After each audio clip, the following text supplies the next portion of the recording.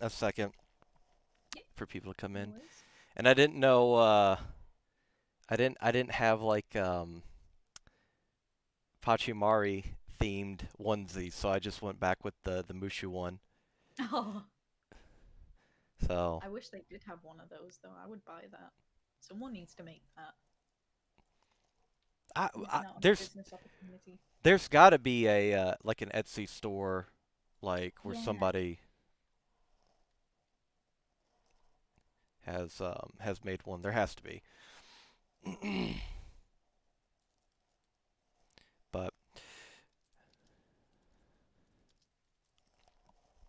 okay, all right. Well, you know what? Let's go ahead and actually get started now that I think about it, because I definitely don't want to.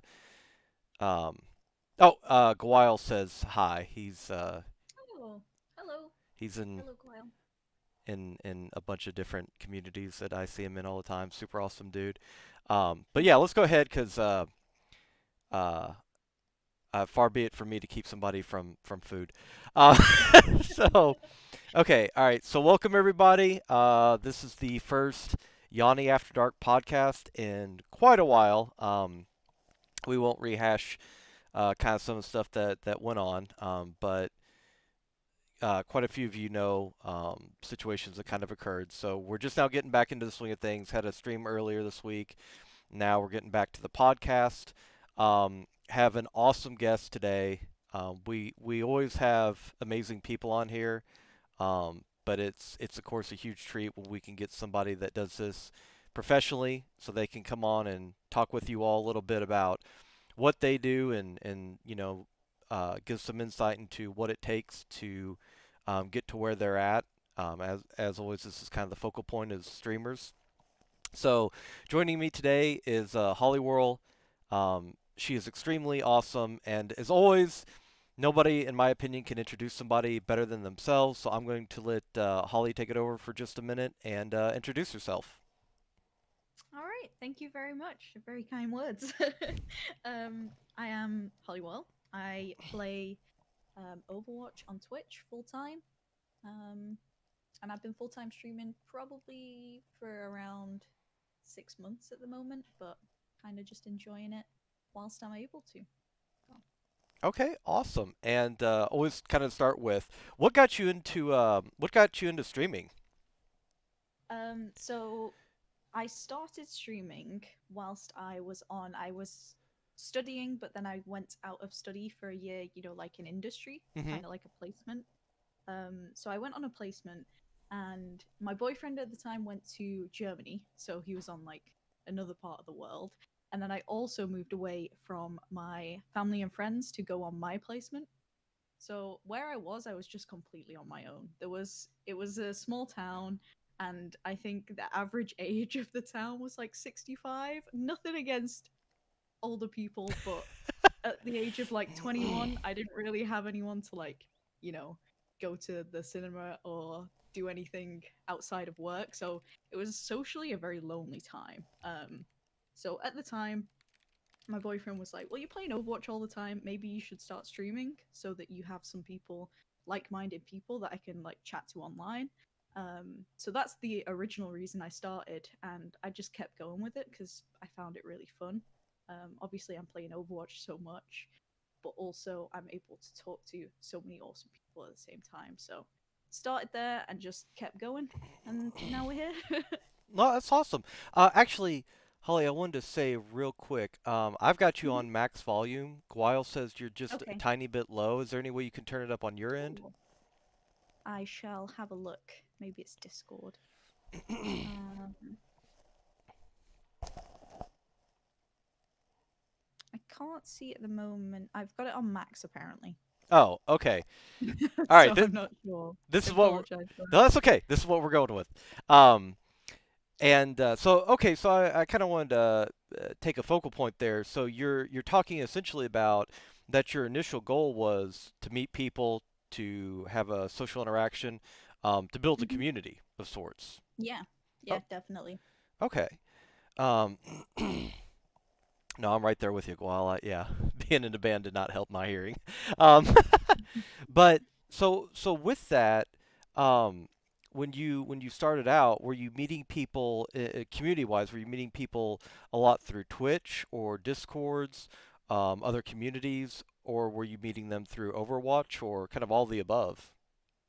Kind of all of the above, to be honest. When I first started out, I didn't really use Discord at all, apart from for my like immediate IRL friend group sort of thing with the only people that I knew that were on it.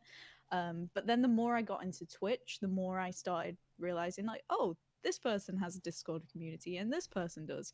And so I slowly started to use Discord a lot more for that, which I found was probably the best way of kind of developing the community that was initially being built on Twitch and getting involved with other people's communities on Twitch. I think at the time, the streamer I was watching the most was Valkia, who's the forest streamer. He doesn't really stream Overwatch these days, but so that's one of the main communities I got involved with when I first started streaming, as well as creating my own Discord because everyone was like, "Hey, make a Discord," and I'm like, "Should I? Okay." So yeah, it kind of went from there. But yeah, pretty much all of the above, I'd say. Lots of friends in game, through the stream, and then developing friendships further on Discord too. Now, was Overwatch the first game that you kind of really started to grind or really took an interest in? Yes, definitely. I did play Dota 2 before. All right. Yeah. No, I did play Dota speaking 2 of the before. grind, Dota 2. Yeah, yeah. But I played that for like 4 years. But I because I was not living on my own, I wasn't allowed to go on my PC too much. So I'd probably get Hmm. like max like 2 hours a night, and sometimes not at all. So to grind Dota 2, I was playing it, but I wasn't really like on the grind because that's like what 2 games maybe at Yeah. best because the games are so long. So that was the main game that I played beforehand, as well as some like console Call of Duty sort of thing, but never really properly committed to grinding ladder until Overwatch came out. Now that actually brings up an interesting point because I have a bunch of people in the community um, that are currently limited in what they can do as far as time wise because they're not, a similar situation. Hmm. They're not allowed to be on the computer for 8 hours a day, which I don't necessarily discourage. I think people should separate themselves from the computer unless it's something to where they're deciding it to be a job or a career. Yeah. Um, but what, how did you kind of start going about with limited kind of concentrated time? Did you start building when you were in Dota, or did it not really happen until you came to Overwatch? So I've been playing Dota 2 for around 4 years. Okay. And I stopped playing it weirdly when I moved to university and I moved out and was living on my own for the first time. I weirdly didn't want to play Dota 2 anymore. So, So when you had the yeah, so freedom to, you were like, nah. yeah. I was like, I'm past it. I'm done with it. So yeah, I just kind of got burnt out of the game, I think, and just decided to move on from it. And then I met a lot of people in university that also like playing games and stuff. So a lot of the Okay. games we did play, there wasn't really like a game that we played. We just played a bunch of games really. So like Chivalry, Arc, like lots of fun games to play with your friends. We mostly got into. And then Overwatch came out, I think maybe like 1 or 2 years later. I can't remember now. Um, and a bunch of my friends were into that at the time. Slowly dropped off, and I was the only one left in the end. But it was fun to play that with them while it lasted. But then I've just stayed with it ever since, really, because there's no other game like it for me. So I've really enjoyed it. With well, kind of focusing on that. So you have always been drawn to. I mean, if you're talking about now, I'm not familiar with Chivalry. I know a little bit Mhm. about Arc. Um, but if we're kind of going on to Dota, especially Dota, I think Dota might even be more competitive than Overwatch. Um, Mhm. but you've always been kind of drawn to competitive games, or was that something that kind of happened later on? Definitely more drawn to competitive games, especially when I'm not like playing with a group of friends. I prefer to play a competitive game because I like the kind of ladder experience, and when I'm playing I know what I'm working towards, and I have my own personal goals and things like that. So I find it a really good game, a really good like type of game to play for a very long time, because I know that even if I'm not playing with my friends one night, I've still got things I want to work towards. Whereas I find some of the games can be, I don't know, a bit empty if you don't have a group. So that's Right. why I prefer to play competitive. Okay, I gotcha. Um, and did you start out, kind of going back a little bit further back? Did you start out playing like RPGs before that, or did you ever have an interest in horror games, or were you more interested in like adventure? Was there a type of game before that, or has it always been competitive games? I think the before playing Dota 2, the game that I started to like grind a lot was when I first got my own I actually first got it on the Nintendo Wii. You could get Black Ops on the Nintendo Wii because I wasn't allowed a PlayStation or an Xbox, so I played it on Wii to begin with. And then eventually got an Xbox, so I started playing it there. So Call of Duty is what I started to really get into the multiplayer side of it. So yeah, I started to really enjoy playing against other players, I think, and like trying to be the best player. Obviously not the best, but we all have the goal of beating whoever's on the other side of the team. Speaking of Nintendo systems, I'm pretty sure top 500 and Overwatch on the Switch is like 2700 SR or something. Oh my goodness, that's crazy. Another world. Yeah. Like, yeah, I'm top 500. What rank are you? Gold. Like, oh, okay. Um, so with Overwatch, what kind of rank did you start at? So I initially placed in season two because season one had a completely different system. I don't know what any of it meant. But season two, I originally placed in high gold and then climbed in the same season to diamond. So the lowest I've ever ended is diamond. So I don't know if that's my initial rank or gold is. I don't know.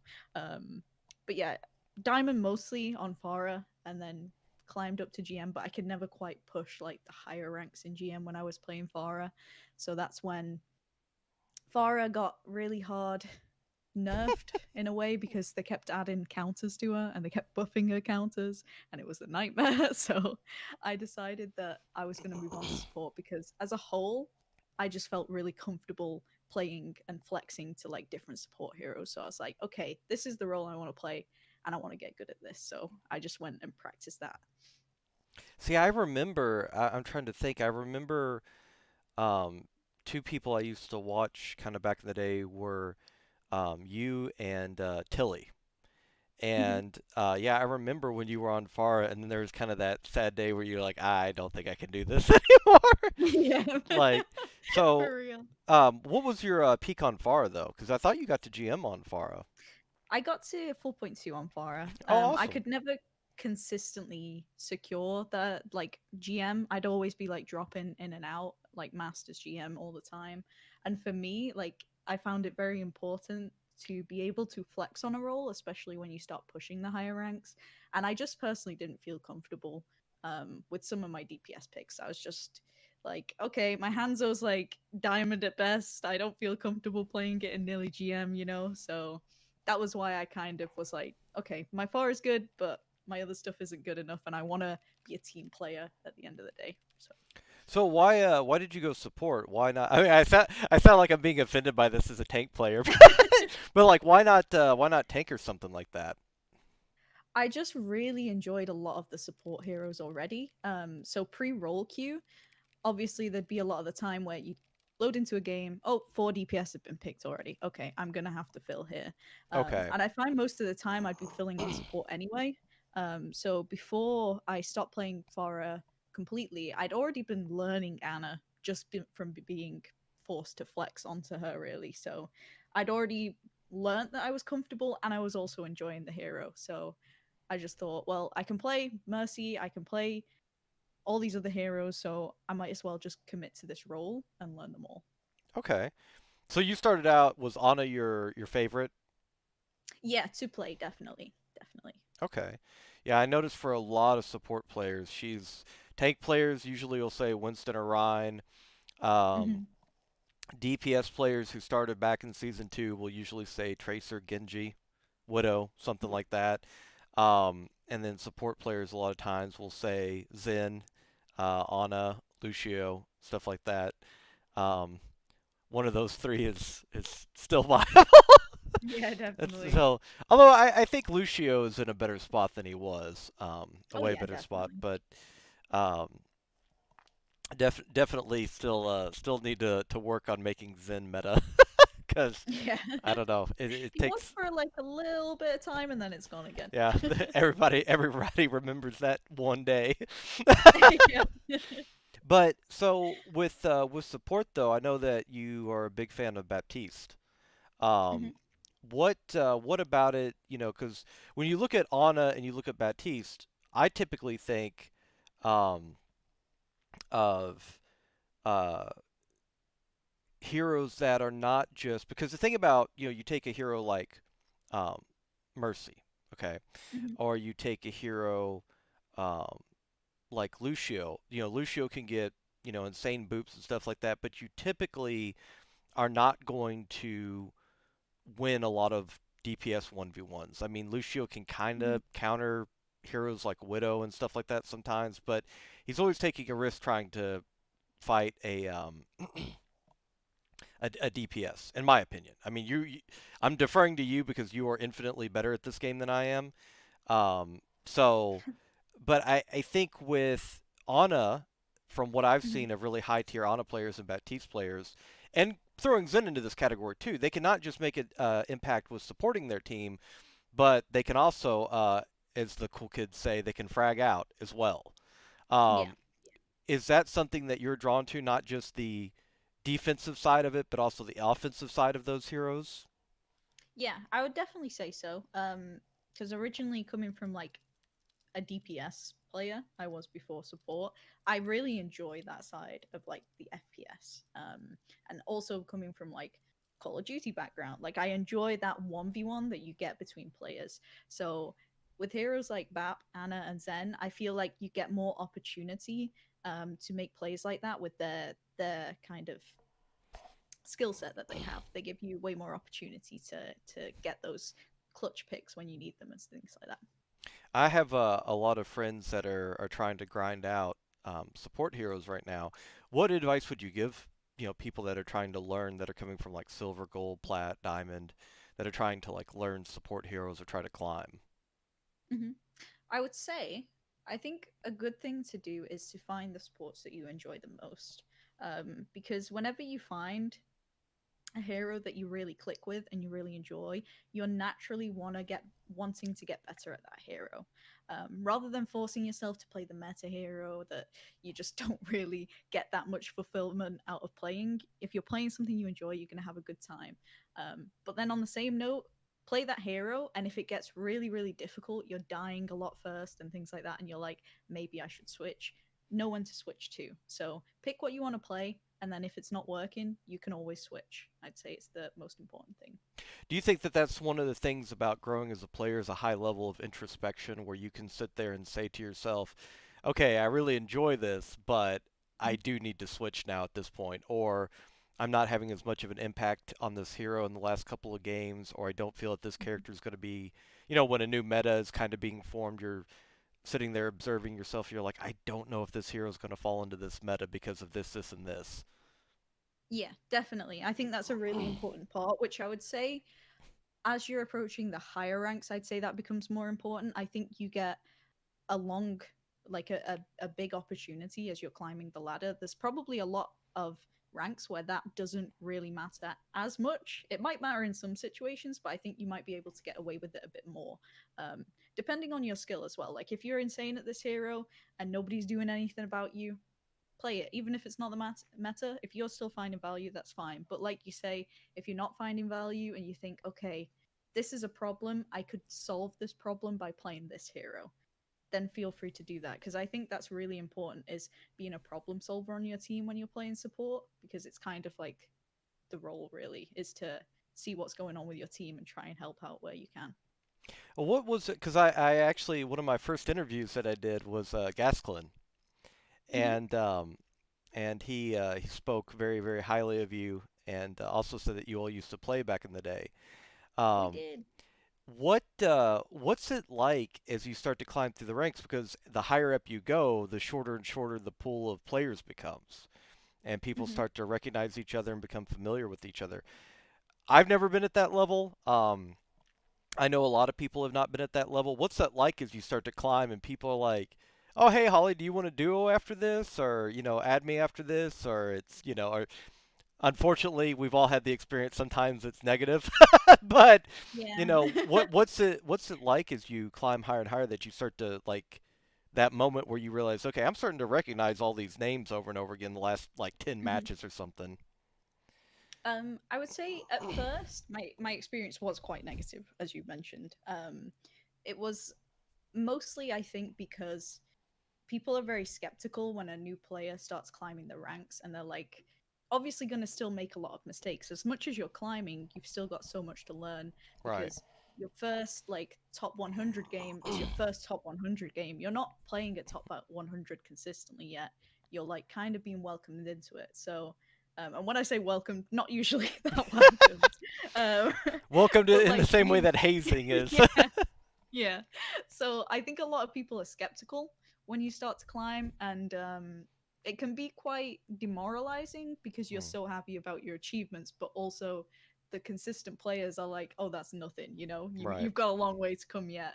But as long as you can get over that hump and be like, "Okay, yes, I've got here, and yes, I can see where they're coming from, but that doesn't mean that I can't get to where they are either." So as long as you keep up that optimism, I think that's the most important thing, because you will eventually get there with the right mindset. Whether people are telling you you won't, you will. If you believe in yourself, you will get there. And that's kind of where I feel I'm getting to now, where I'm seeing people in my games. And before, people have been like, oh no, GG, we lose, we got Holiwhirl. Now they're like, oh, thanks for the carry. And I'm like, oh, thank you. So it definitely improves as you play more consistently and be confident in yourself. If you're not confident, then you will have a much worse time, I would say. Well, and I think too that one of the and I have not personally experienced this, but I have several friends that have hit very, very high ranks. Some of Mhm. them, top 10. Uh, and they, it's very illuminating to know that the difference between, let's say, a diamond player and a low GM player can sometimes be the difference between a 4.1K and a 4.4K. Yeah, And yeah, for real. and so even then, once you hit that GM ranking, and you go past that a little bit, then you start getting players who are you go from, I don't want to say casual GM because that sounds kind of dismissive, but you go from people that might be hitting GM for the first time or Mhm, who might just play enough to get that to maintain that rating of GM. You go from mhm. that to people who are trying to get into contenders or who are pros. Yeah, And exactly. and they're on a whole different mindset. Um, but I do want to kind of focus on this because I know how much you love Overwatch. I know how much Mushu loves Overwatch. With Mhm. that being said, I think it is a very not everybody has that experience. Um, and I know for a lot of people, they enjoy the game, but there Mhm. can be a very caustic environment of which they're Yeah. playing in. And I don't think that that's not any big secret. How do you having that confidence and all that stuff, I think is a wonderful, admirable trait. But has that always been a natural thing, or did you kind of have to, I don't want to say train yourself, but did you kind of have to develop that skill set to keep playing the game? Because I know a lot of people, once they get to a new rank or once they're proud of their accomplishment, they run to that one smurf or that one player that completely demoralizes them, and Mhm. it's hard for them to come back from that. I mean, I have friends that are literally, they can't play comp because they don't want to get harassed. And you could say, well, never join voice, but it's a very difficult game to climb, especially given your, or not given your role, but depending on the role that you have, it's a very difficult Mhm. game to climb if you can't make callouts. Yeah. Um, so do you have any advice for people that are wanting to climb but they haven't quite developed that confidence yet? Um, yeah. I don't think that not joining voice is the answer, unless you literally have a lobby full of people who are just harassing you Like a or just five like not stack taking or it seriously. Yeah, if it's something like that, then you know what? You can't win every game. Even the people who are the best players at the game can't win every game. Right. And if that's the cost of it for your own like mental sanity, like just say, you know what? It's okay. It's just one game. We just, avoid and move on. Um, but if it's like one problem person, then sometimes I will try and either reason with them. Like if there's something that our team needs to do, I can go, okay, we need to do this because this is our problem. And if they don't listen or they're arguing or whatever, you can just mute them. Just keep playing the game. I rarely mute these days, just because teams have been a lot more cooperative. But if there is someone being annoying, just mute them because it's just not worth stressing over and Right. kind of distracting you from the game. But otherwise, for confidence, I would say just keep playing and trying to, if you get shaken by like a smurf, like you say, comes in and kind of takes that confidence away, rather than look at it as a like a, oh my god, I didn't beat them, I'm bad. You can look at it and go, okay, they beat me. They're clearly more experienced. What did they do differently that I didn't do? And try and learn from those experiences rather than take them as like negative losses. It's similar to the way that people will do scrims. A lot of the time you don't really want to win in scrims all the time because then you don't know where your flaws are. So take losses as a chance to see your flaws and be aware of them and fix them because you're not going to be able to if you don't know what they are. Now I know in your Discord that you have a section uh, for VOD reviews and stuff. Did VOD reviews Mhm. help you personally a lot? They did actually. Yeah, Okay. I want to start doing them again as well. But yeah, they did, especially on heroes that I don't play as much. Even looking at people that are lower rating than me but play a lot of one hero, I'm like, oh, I could do that. Or I look at what they're doing and go, okay, you could have done this better. And it's something that I can then remember. I told this person to do this in this situation. I'm gonna take that forward when I play this hero. So yeah, definitely. Any kind of VOD reviewing, especially your own, because you can really be critical of yourself rather than others. I feel like sometimes people are too nice to each other. But yeah, you can really get critical of yourself, I think. So it's important to do so and to praise yourself as well. Don't be too hard on yourself. You got to recognize when you do good stuff too. Right. Yeah. No, I think I always talk about the I don't know if you ever heard of it, but they either call it the Rogerian or the Rodrian argument, ROG, so like Roger and then IAN. Mhm. It's basically acknowledging the good about what you've done before going into the critique, so that way that you've prepped yourself mentally and you don't just because a lot of times Yeah. people will hear something negative and that will just stick with them the rest of the review or the rest of the day or whatever as Mhm. opposed to getting a little bit of positive reinforcement. Well, you did this good, you do this good, this is a good habit, keep this, and then followed, by okay, but let's work on this. I always kind of like that approach. Yeah. But with the VOD reviews, did you get them from people that were pros, contender players? Did you do a lot of self VOD reviews in the beginning? It was mostly people in the community, which was ranging of SR, to be honest, anywhere between bronze and GM. For some of the GM things at the time, because I was kind of playing around that rank as well, like I always wanted to preface it with like, I'm still learning. Um, so some of the things that I say are not necessarily like, I don't have the best answers for this because I still am also learning these things rather than, ranks that I've already kind of got through and maybe I know how to deal with them more confidently. But yeah, mostly from the community, so just complete range of ranks. But honestly, it helped a lot with my own gameplay, regardless of a lot of the ranks that were being looked at. Okay. Now I want to go kind of back to the streamer aspects of things. When did Mhm. streaming become a full time? And even if it wasn't necessarily thought of as being the first, goal, like, hey, I want to go full time. But when did you decide to start putting a tremendous amount of effort into streaming and making that the goal to work towards? Okay. So since I started really, like within the first, like I'd say month, I got myself a consistent schedule. And this wasn't my goal to go full time or anything like that, but I was starting to enjoy it. and I had the time to as well. I was working full time, but in the evenings I had no commitments, so I had all the time in the evenings to commit to a schedule that I wanted to do. Um, so I started treating it professionally, I suppose, pretty early on, regardless of realistically pushing it to be my job or anything like that. So Okay. I think that's a good thing if you want to. Obviously, everyone's got it in the back of their mind, like it would be really cool if this was my job. So I think it's important to, if you have the time and you are able, if you can get some sort of consistent schedule, whether that's like only 2 times a week and in the evenings or something like that. I think that's an important part. But then it wasn't until I would say like maybe a year into streaming where I was like, I would really love this to be my job, and I kept doing what I was doing really. Um, a lot of hours put in. I think I ended up adding another day onto my schedule as well, just because I wanted to, make sure I was making the most out of the push that I had. And then it was full time. I started properly. Um, was probably at the start of this year was when I was able to do it like as a job.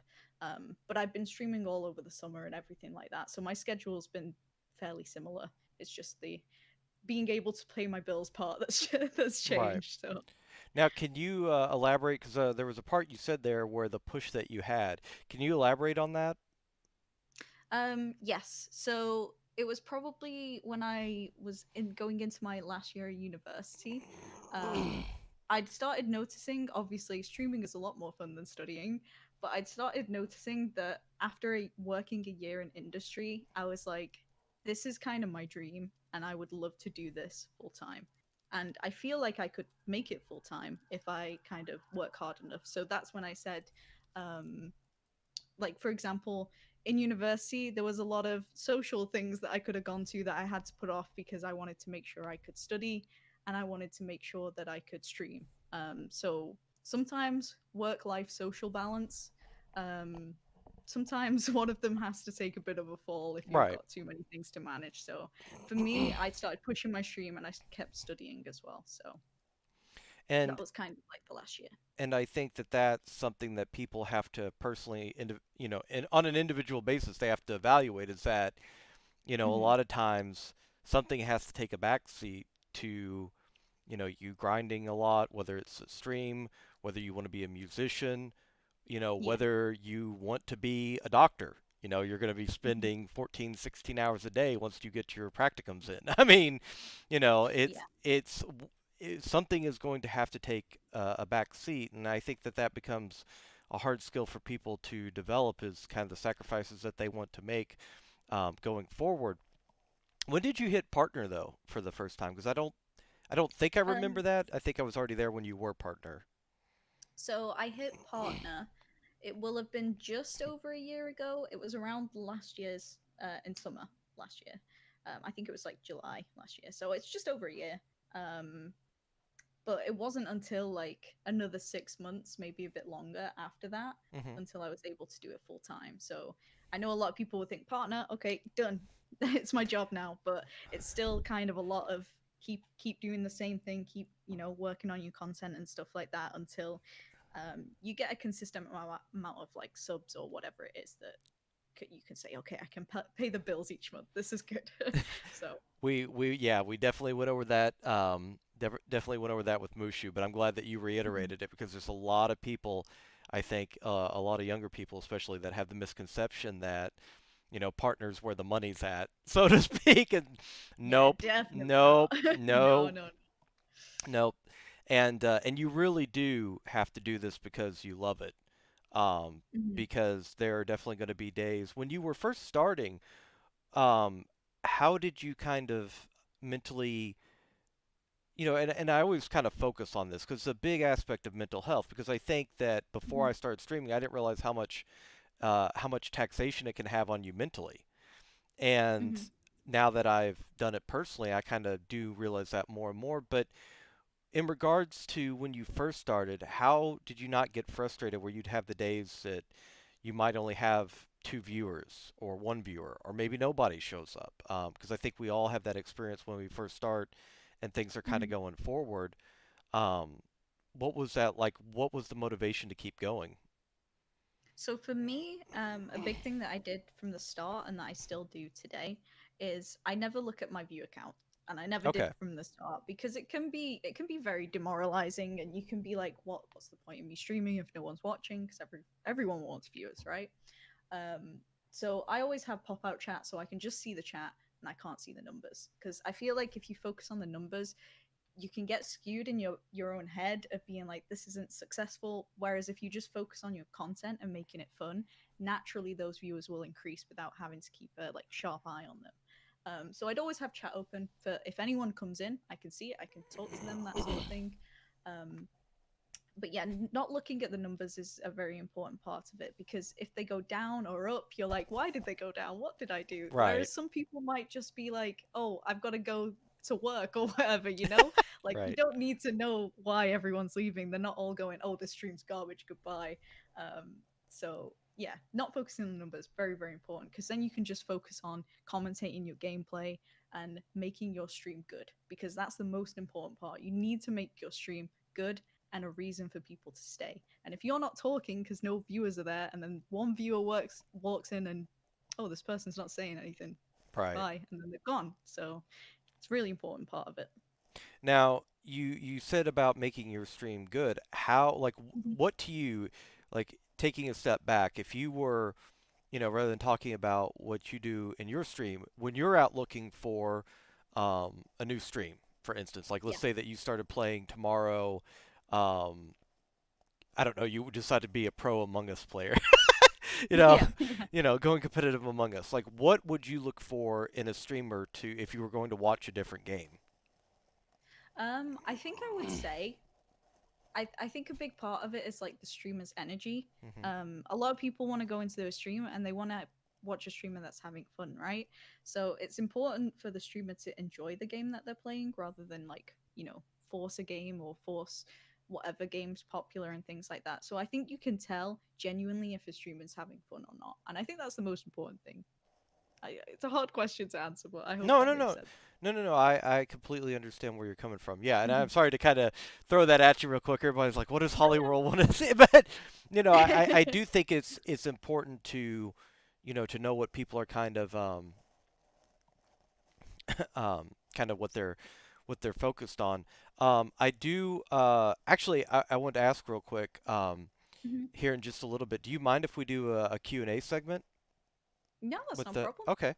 That's good. Because I see people are wanting to ask questions, and I definitely want to get to that Mhm. if we can. But I did want to ask, how did you meet Mushu? Okay. So obviously we both Overwatch streamers. So eventually we ran through each other that way. I believe she raided me, but the first time she raided me, which is a very funny story, I didn't notice. So she hosted me, raided me, whatever. I didn't notice. And she went away being like, wow, what an asshole. And that was that. But then I think, oh no, she DM'd me after that. And she was asking about because I'd been on the Blizzard Spotlight. She was like, "Oh, do you have any advice on how to get involved with this?" And I was like, "Oh yeah, sure, sure." And then we just kind of became friends from that. Opened up a DMs conversation and then watched each other stream and just became really good friends. We realized we were so similar, similar wavelength and things like that. And then I remember her telling me that story of being like, I hosted you back in like January and you never noticed. I was like, I am so sorry because I don't do that on purpose. I did not mean to do that at all. And it meant we could have been friends sooner. So very sad I missed that, but we joke about it now, so it's fine. No, that's hilarious. And yes, I've had similar instances where people are like, when I first met you, I didn't like you. I'm like, oh, it's kind of awkward for you to tell me this 10 years later or something. Yeah. Like what brought this up? Um, what brought about because I know that you're a part of the Mushu stream team, but I know that you've also started your own stream team too. What was kind of the idea behind starting that? So I'd been wanting to do it for a while purely because in my Discord, I know there's a lot of people in my community, a lot of my mods stream and things like that. So I wanted to kind of offer a platform that was like um more connected to them, if that makes sense, because they're like Hmm. a prominent part of my community. I wanted to offer them a chance to connect with each other and support each other because I feel like especially with smaller streams, it's nice to have a network of smaller streams where you can kind of all grow together, Right. as well as being able to host people that I maybe wouldn't see are online. I can just go to this team page and be like, oh, this person's online. I can go and host them today. It's nice to give back to people that have given so much to me. No, I completely agree, and that's one of the reasons that I want to grow personally is I want to be able to Hmm. help, other people. Um, but yeah, I think that one of the things that I love the most about your streams, your community, is the positivity. Um, Hmm. but even getting away from Overwatch, like I had kind of previously alluded to, you know, streaming can be very, very taxing on you Hmm. mentally. How do you kind of stay into a positive mindset? Because I know that that's something that that that you personally are really proud of, and we're all proud of you for having that too. Because I mean, not every streamer is able to accomplish that. So Hmm. what do you kind of attribute that to? Um, for me, I've never really, especially when it comes to like playing Overwatch, I would say playing Overwatch a lot of the time you can have a lot of negative experiences, and I feel like that's what can bring people's moods down a lot. Um, and a lot of it isn't necessarily like I manage my emotions quite well, I think, because sometimes Hmm. things will frustrate me, but I will never want to output that to like bring someone else down or whatever. Because I just feel like, what's the point? It's Right. just a waste of time to get upset by things and let them bring your mood down and put that onto other people. It's just not a nice feeling that I ever want to do, really. It's something that I actually tried to stop myself doing. When you're playing a game, even on stream, and I'm like, oh, why did our diva do this? And I think if that diva comes into my stream and sees me saying that, I would be heartbroken if they go away sad about that. Like it's things Right. that maybe it's too sensitive, but I just want people to come away from the stream and feel better. But for Overwatch and in general, to be honest, whenever people have said things over the time, I've never been someone to get offended too much at a lot of things. So I don't know whether that's part of being able to keep my um, energy in the right place, but I've never really gotten offended a lot, even since I was very young in like school and things. People would be trying to be like, "Oh, I'm gonna go tell your mum this," and I'm like, "Okay, sure, go for it." I don't know what it is. It's just a mindset I've always had. It's something where I think, well, I'm gonna. This person said something. I'll probably remember it, and I'll forget about it in the next hour or whatever. Life goes on, sort of situation. So I just feel like it's not really important to dwell on things. I re- That's a terrible explanation, no, but I no, no, hope no, it no. made It's funny that you mentioned that. Like somebody's like, I'm gonna go tell your mom this. I remember I was playing basketball at a summer basketball sense. camp, and there was I was a young kid, and there I think I was like 9 or 10 or something, and this kid kept picking on me, and eventually he said, he basically called me a dumbass, and this other kid, this much bigger kid than him or I, turned around and said, "What did you say?" I was like, "I think he called you a dumbass." And I don't know. They got into it at that point. I was like, okay, well, Yeah. just kind of turned around. Um, but I think I think that that is a super admirable trait, and I think that that's one of the most endearing things for any streamer because there's so much this negativity in the world. To come Mhm. to a stream, and it's not to say people can't have days where they're upset about something or they're Mhm. depressed or, that something can't get to them. But I think having people who always strive to do their best and Mhm. to, stay positive. I mean, I think there's a key difference between being positive all the time and striving to be positive because Yeah. I think striving to be positive is not only more admirable, I think it's practical. I don't think somebody can be positive 24/7. Things have to get to you. I mean, we're only human. Um, Yeah.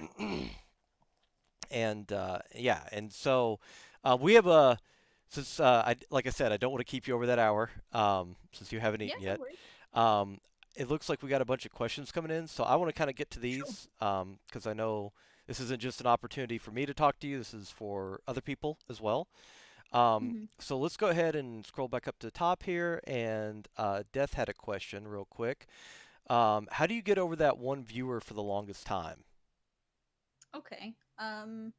So for me, I remember when I first started streaming, um, I originally had a few viewers rather than just one viewer for a long time. I would say, obviously, this isn't a personal experience because I eventually developed like a very small um, viewer base, like maybe like 3 viewers in the first month. So um, kind of got over that quickly. But I feel like if you're sitting on it for a long time, maybe there's something that you need to do with your content that isn't being able to pull people in, whether that's like maybe your microphone sounds terrible, or I don't know, things that you can fix, or maybe there's something that you're not doing that you're not realizing you're not doing. So maybe taking the time to watch over a few of your streams and be like, am I enjoying this? What do I need to do better? That sort of thing. And maybe working on that will help with the one viewer situation, because if your stream is more enjoyable for people, you're naturally going to get more viewers. And I also want to reiterate what Holly had said earlier. Um, Hmm. I think a schedule is a huge part of that. I'm Very true. guilty of sin of not having a good schedule right now, but I'm just kind of getting back into things because of stuff that happened. Um, but yeah, I think that a schedule also helps a lot because people Really know when important, they yeah. can, they can depend on you to be there. And also too, if somebody wants to help you out with a host or a raid or something like that, they need to be able to know when you're going to be there too. Um, Yeah, you know, very true. so I think that's a very big part of it. Um, and one last thing I would add from other people that we've talked to over these podcasts is sometimes it's not when the word content isn't just encompassing of uh, the way that you talk to viewers or anything like that. It's also the game that you're playing. If you're playing a Hmm. game that has, you go to Twitch and you find out on any given day only 20 people are watching it, even if you love that game, you might have to see if there's another game that you feel strongly about that you could maybe switch Yeah. over to as well. Yeah, for sure. And I think another thing to add is sometimes, especially when I was getting into streaming and I was like, on Reddit, like, oh, how do I improve my stream? What can I do to, help my stream grow and stuff? Everyone who wants to stream will look at these things. And I think one thing is that a lot of people will say like, oh, don't play a game that's oversaturated. Right. And I think sometimes if you really enjoy it, like for me at the time, Overwatch was extremely oversaturated. There were so many streamers, established streamers, and things like that. Like I was at the bottom of the pile when I started streaming Overwatch. Um, but I loved it so much, and I knew that I could play it every day, and I wanted to keep streaming it. Sometimes, if it's oversaturated, if you love it that much, I would say go for it. Obviously, when there's less viewers in a category, I feel like that's a bigger problem than too many viewers. But yeah, I would say go for it. If you enjoy it that much and you think I can play this every day, I love the community, then nothing's stopping you really. No, absolutely. Um, and Zenthral had a question. Um, Hmm. does Holly think that toxicity towards women is getting better or worse in gaming? I think it's getting better, to be honest. It's still definitely a problem. Um, but I would say as a whole, I think that most people in the gaming community are fairly decent towards women. And whenever I've, for example, had bad interactions, like it will be like what 10% or like 5% of the players that I've run into that day, maybe. So I'd say it's getting better. Um, I think that's probably because there's more like exposure to seeing like streamers, female streamers, things like that, playing games a lot. I think it's become more normalized, I suppose, than it used to be, um, thanks to the internet and things like that. So I'd say better. Thank you, Still Internet. working on it, but better. Yeah. Internet created the problem, and now thank you, Internet, for so. But I have a kind of a question, kind of playing off that. Do you? Because I've always wondered this myself.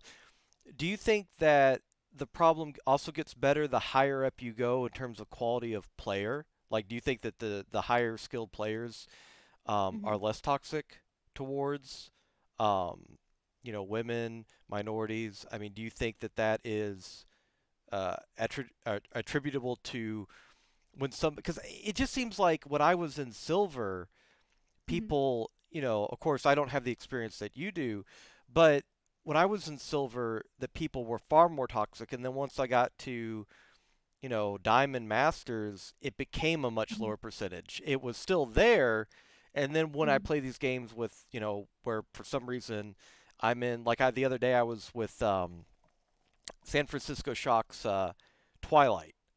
How I got Hmm. into his game, I have no idea, but I was in his game, and he was you. There's people I've seen before that are like low masters that are like, because one of my accounts is diamond right now.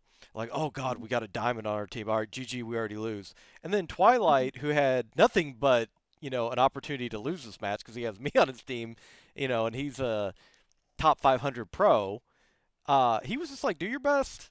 He didn't seem to be, it didn't seem to be in any way, shape, or form uh, a failed mindset on his part. So, yeah, just to kind Hmm. of reiterate, do you think that it also has to do with the skill of the player sometime? Yes, I would say so. As you say, like for example, professional player, they're just like do your best, you know? I think when a player is more confident and comfortable with their own like skill, Hmm. um and they don't feel as threatened by other people, they will be a lot nicer. Whereas sometimes I've said I would say since I've gotten higher rank, I've almost got scrutinized more. Mm. And attempted to be discredited more, but not necessarily by the higher rank players. So like the professional players, I would say they're like they don't care, you know? They're just there to play. They're comfortable with who they are. Whereas I'd say players that are kind of verging on like that same rise that I'm on at the moment, like climbing and trying to get more consistent and things like that. I'd say the players that are still on that journey are probably the players that give the most scrutiny. And I don't know whether that's because they're afraid of someone like overtaking them as they're trying to get up, you know, like oh my Right. god, this girl's getting higher rank than me, like oh she's boosted or whatever, I don't know. But I'd say I get more scrutiny from that kind of range, rather than like the highest range. I find I've ran into a lot of players that are completely chill, um just treat me like any other player, whereas some will just be the opposite and like just discredit me in ways that don't even make sense. You know, they'll be like, "Oh, you're boosted," and it's like, "Well, I've just been playing this account all day on my own, but okay," you know. So yeah, two different sides, really, Oh, different experiences. uh, okay. Yeah, I was always curious about that because, like I said, obviously, we have different experiences. Also, because you're, like I said, a higher level and higher skilled player than I am. So I was just kind of always curious about that. And kind of, let's see here. I think there was one more question to ask. Yeah. Uh, Death wants to know, do you think it's hard to play different games when your personality is different? Hmm. What certain games for certain people? Well, I think what Death is alluding to is that if you have so for instance, if you're playing a competitive game, Hmm. with a huge community, to stand out, you know, some people have stood out because their personality is much more boisterous, they're much more Okay. animated.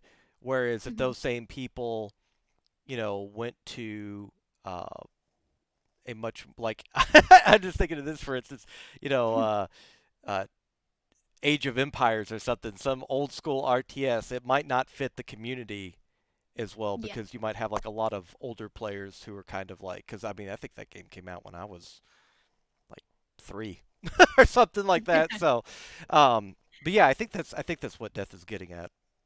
Okay. So obviously, with the only pretty much streaming Overwatch, it's kind of a hard one to answer personally.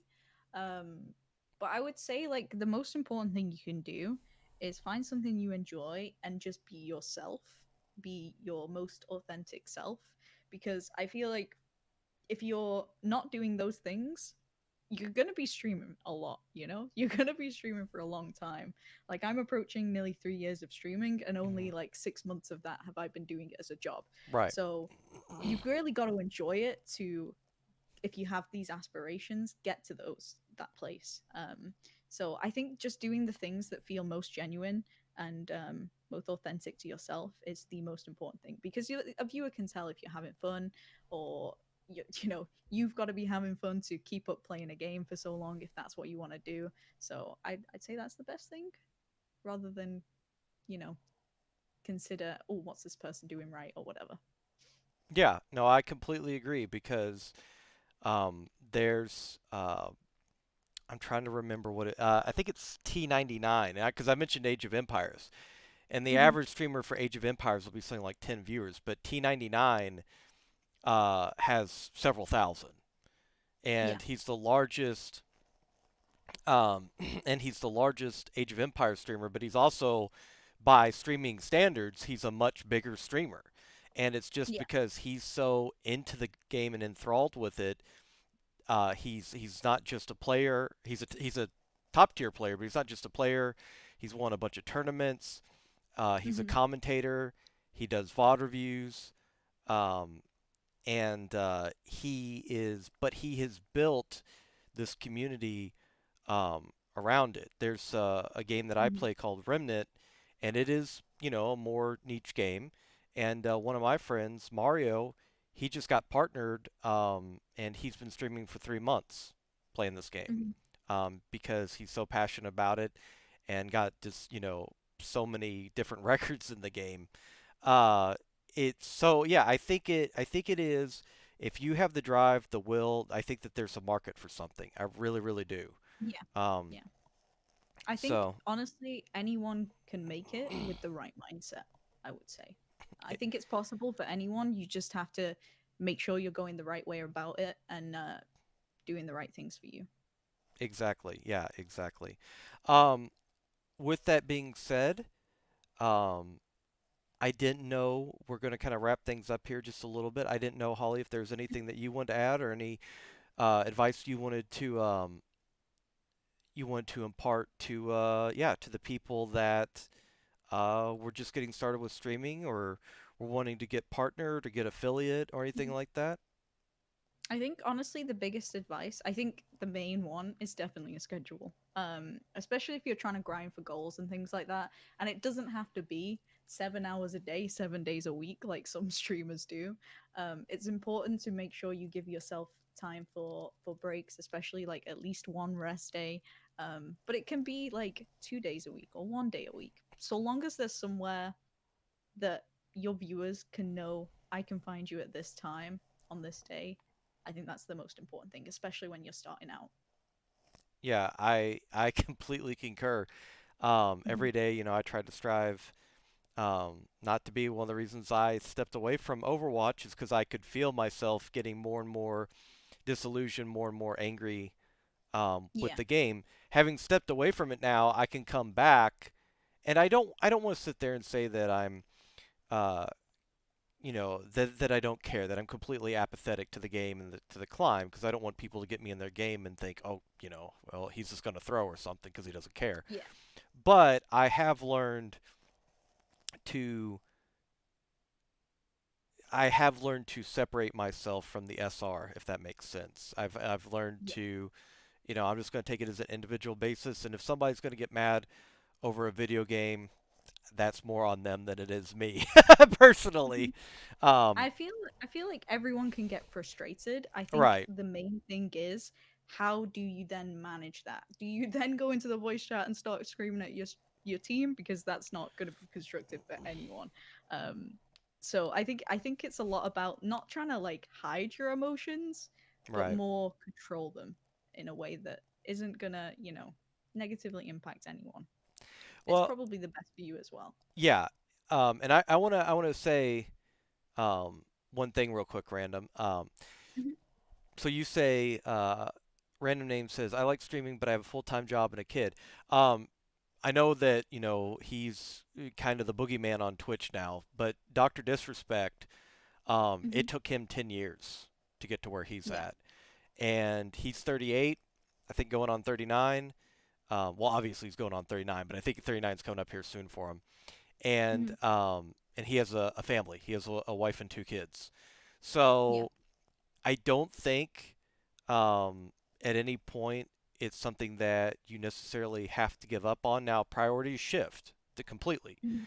But I think if you really want to do something, as Holly said, and I completely agree with it, doing Mhm. just 1 day a week, 2 days a week, building that base and seeing where it goes because you legitimately don't know. There's people that, like I said, Mario is he went from just streaming to getting partner and averaging 300, 400 viewers in 3 months. Mhm. And some people might do that in 6 years, but you don't Yeah. know until you try. So um, if you want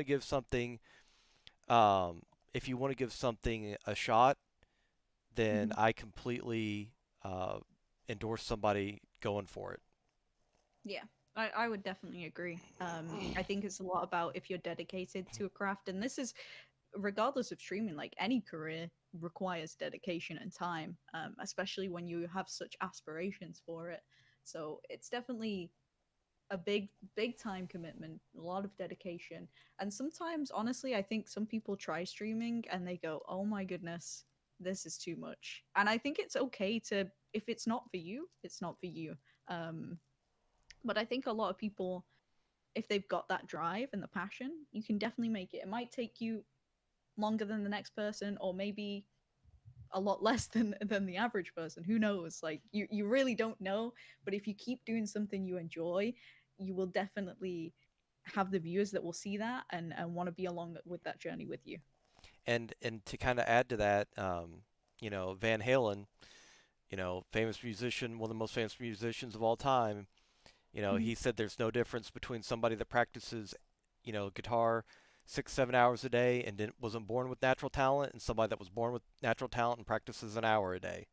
I mean, Mhm. eventually, the discrepancy in skill will shrink if Yeah. somebody puts in the time and effort. So I would definitely, in random names, I'm going to say one more thing since you mentioned it. There's so many streamers now who already do it full time. I feel like it's just a pipe dream, but they're not you. Every single person Mhm. adds something different. I've seen Yeah. people, it's just like Holly was mentioning Overwatch. I mean, there's, a couple dozen streamers that I can think of off the top of my head, and maybe even more that have, that stream Overwatch professionally that aren't pros, and they have a lot of the same members and same communities that kind of intersect, uh, but they each bring something different to the table. Whether it's a hero Mhm. pick, whether it's personality, whether it's skill level, they all bring something different. So again, I think if you really want to do it, you should absolutely give it a shot. Yeah, definitely. So, Wholeheartedly agree. with that being said, uh, we are over the hour. Dang it, we are over the hour. I'm so sorry. All right, No, it's no problem. everybody, we are going to go ahead and wrap things up here. Holly, as always, as par for the course and tradition, I'm going to let you, since you are the guest, pick who we host or who we raid, I should say. Mhm. Okay. Um, so while you find somebody, Mhm. I want to go ahead and thank everybody. Thank you so much to Gabriel Dragon for the subs. Thank you for the follows. Thank you to Panda for the host. Really appreciate everybody. As always, while I'm doing the interviews, I try to focus on the guest, the interviewee. So if I don't mention stuff, it doesn't mean I didn't see it, but I try to mention it in chat. And yeah, you all are absolutely awesome. And can I borrow the onesie? And this is oh, okay. Yeah, yeah. Healy. Yeah. All right. Okay. Oh, cool. I didn't want to interrupt you. No, no, no. I got you. And I've interviewed Healy before, so this works Oh, perfect. awesome. Yep. Um, and again, everybody, please thank Holly. Part of being a full-time streamer is having a very, very hectic schedule, and she was gracious enough to come on, and she has always been a big supporter of everybody in the Mushu community, and just an overall amazing person in general. So, thank you. Thank you. Thank you for having me on as well. It's been very fun. I appreciate it, Holly. So, thank you so much. And yeah, we'll go ahead and hit that raid button for Sir Healy. As always, here's the Discord, here's the Twitter, and one more shout out for Holly. And everybody, we will be back later on tonight. We have another interview at 10 p.m. With Orain. And then after that, tomorrow, we're going to have an interview with Forgiving. And on Sunday, we are going to have an interview with Marlia. So looking forward to all of that. Busy schedule. Yeah, yeah.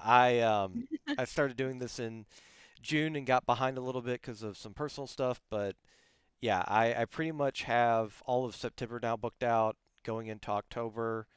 Um, and I've basically been able to keep having people on several times a week or several times every weekend. So I've been very blessed that Ah, everybody's been wanting to come on. So thank you so much, everybody. Show thank Healy you. some love.